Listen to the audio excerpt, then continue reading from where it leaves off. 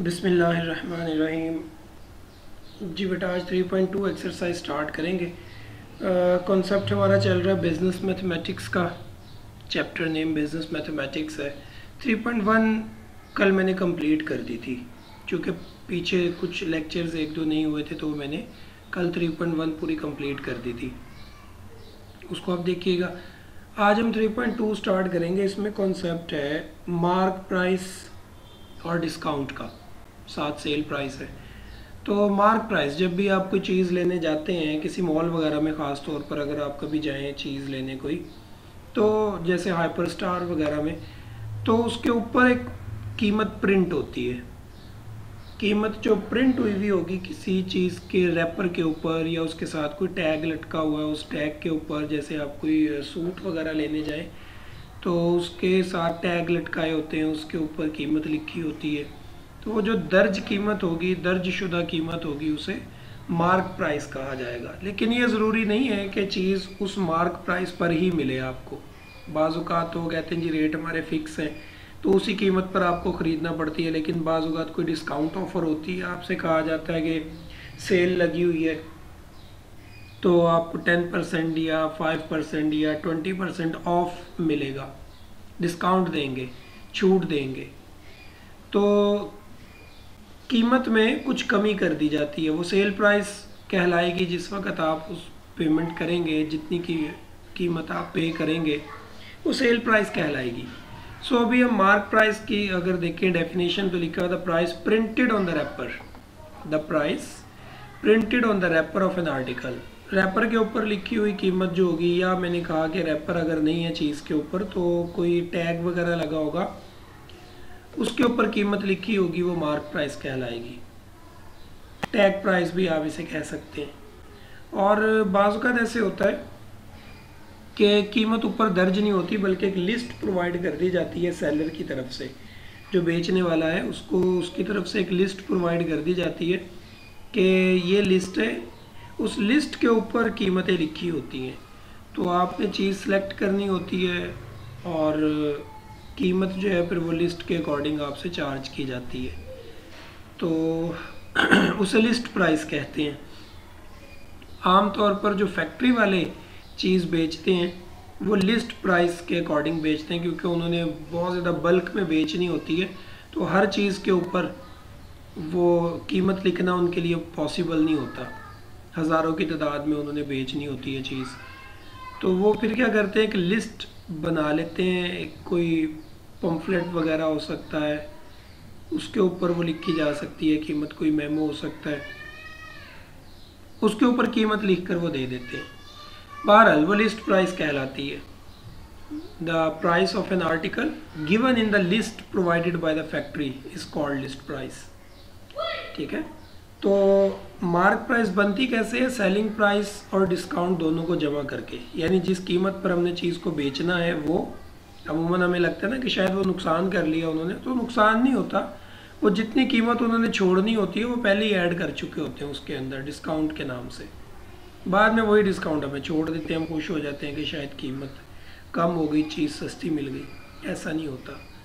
तो mark price अगर आपने निकालनी है तो उसके लिए फार्मूला होगा selling price into 100 plus discount divided by 100। ठीक है जी। डिस्काउंट ऐड होगा अगर मार्क प्राइस निकालनी है। सेलिंग प्राइस निकालनी है तो फिर ये डिस्काउंट लेस होगा और फार्मूला भी रिवर्स होकर लिखा जाएगा। सो अभी डिस्काउंट क्या है?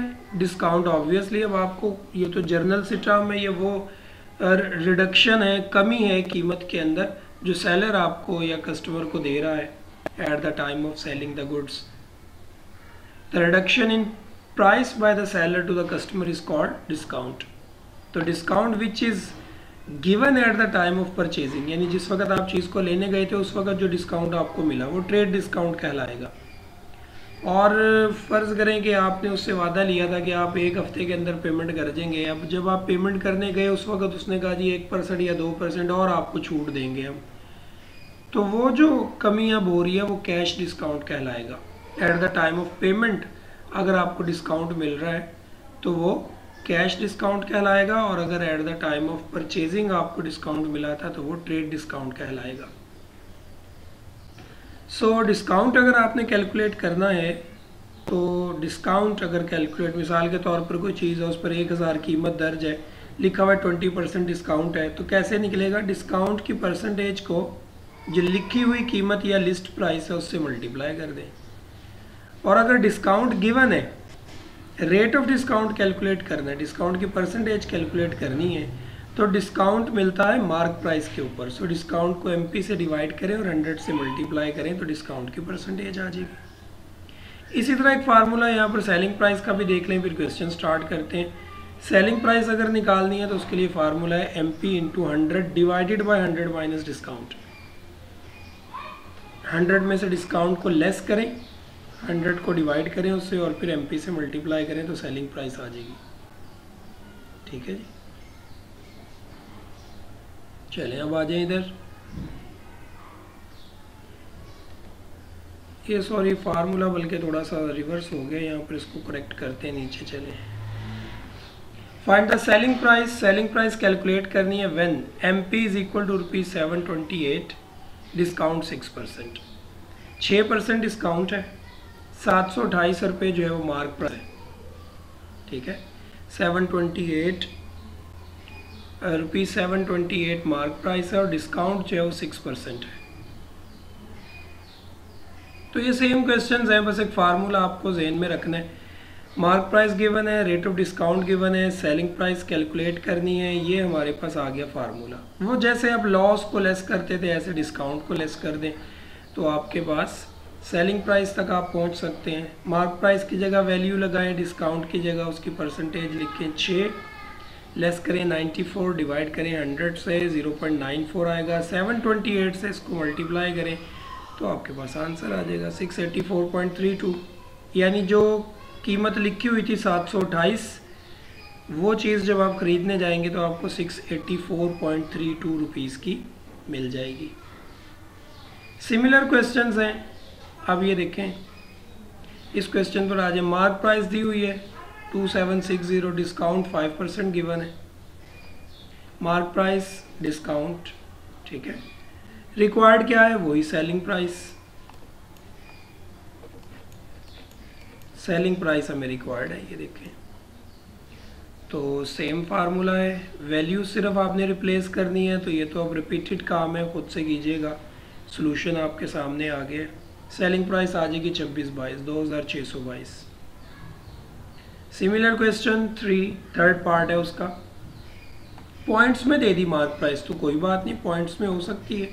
8% डिस्काउंट हो गया उसके ऊपर, तो आप जस्ट वैल्यूज़ को रिप्लेस करें। MP की जगह MP वैल्यू लगाएं, डिस्काउंट 8% है, लेस करें 92 रह जाएगा, डिवाइड करें 100 से 0.92 रह जाएगा और फिर फाइनली उसे मल्टीप्लाई कर दें तो 364.06 सेलिंग प्राइस निकल आएगी। क्वेश्चन नंबर 2 में आज सिर्फ ये क्वेश्चन और करेंगे। क्वेश्चन नंबर 2 में थोड़ा रिवर्स चलना है, मार्क प्राइस कैलकुलेट करनी है। ये ऊपर फार्मूले थोड़े करेक्ट कर लीजिएगा, फार्मूले गलत लिखे गए, रिवर्स होकर आना था formula. Find the mark price when selling price is equal to 515.20, discount 8% given है। तो फार्मूला रिवर्स हो जाएगा। वो जो ऊपर इंट्रोडक्शन में लिखा था उसमें 100 माइनस डिस्काउंट ऊपर लिखा गया था, बल्कि मार्क प्राइस में 100 प्लस डिस्काउंट था। सॉरी, इधर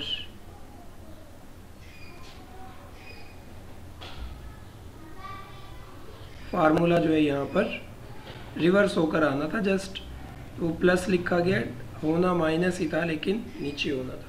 बहरहाल तो MP कैलकुलेट करनी है। सेलिंग प्राइस 515.2 गिवन है। 100 डिवाइडेड बाय 100 माइनस 8 कर लेंगे तो ये रिवर्स हो गया ना। पहले ये वाला पोर्शन ऊपर था, 100 माइनस डिस्काउंट, 100 नीचे था। अब ये रिवर्स हो गया, 100 ऊपर चला गया, 100 माइनस डिस्काउंट वाला पोर्शन नीचे आ गया। 100 से आप मल्टीप्लाई कर लें 515.2 को और फिर 92 से डिवाइड कर दें तो 560, यानी जो चीज़ आप बेच रहे हैं 515.2 की, उस पर कीमत आपने लिखनी है 560, तो मार्क प्राइस आ जाएगी आपके पास। सिमिलर क्वेश्चन है क्वेश्चन नंबर 2 का second part. Selling price given है, डिस्काउंट गिवन है, मार्क प्राइस कैलकुलेट करनी है आपने।